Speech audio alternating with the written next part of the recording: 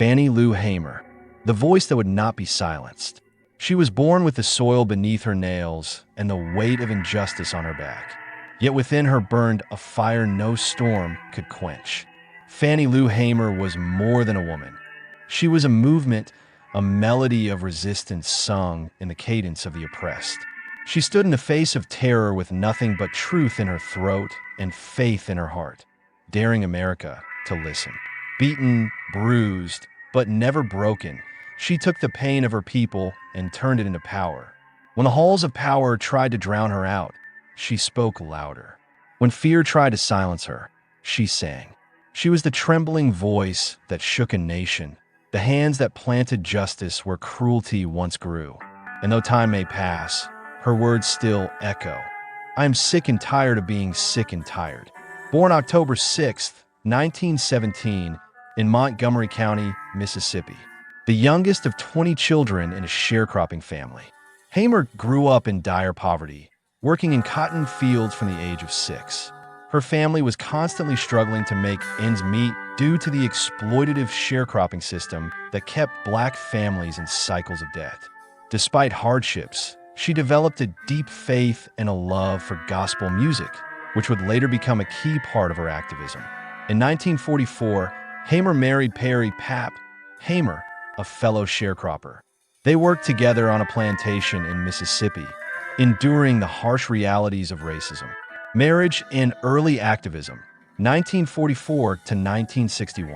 In 1961, while undergoing surgery to remove a tumor, Hamer was unknowingly sterilized by a white doctor, an act of forced sterilization commonly performed on black women in the South, known as the Mississippi appendectomy.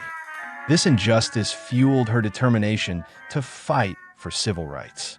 Joining the civil rights movement, 1962 to 1964.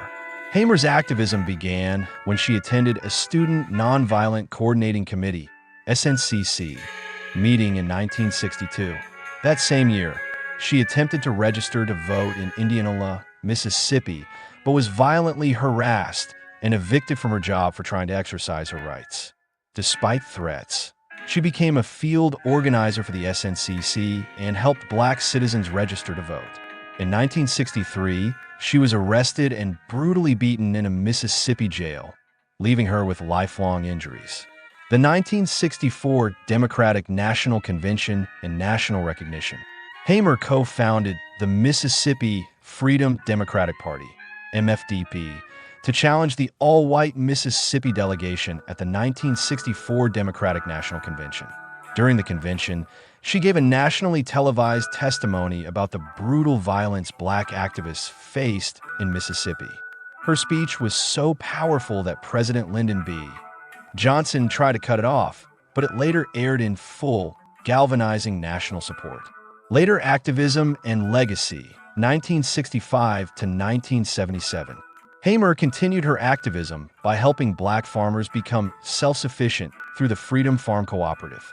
She also ran for political office and remained a powerful voice in the fight for economic justice and voting rights. Despite declining health due to the injuries from her 1963 beating, she worked tirelessly until her death on March 14, 1977. She was buried in Ruleville, Mississippi, with the epitaph, "I am sick and tired of being sick and tired."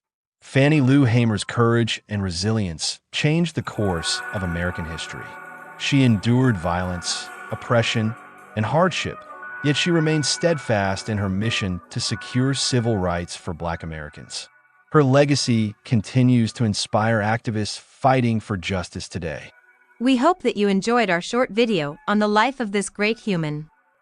The video was produced and directed by Kelton Ruffin. Music by Keenan Jaleel Ruffin. The song is called Bloodletter from the album Sugar sh** Teeth Silk Sweat. Available on SoundCloud. Peace.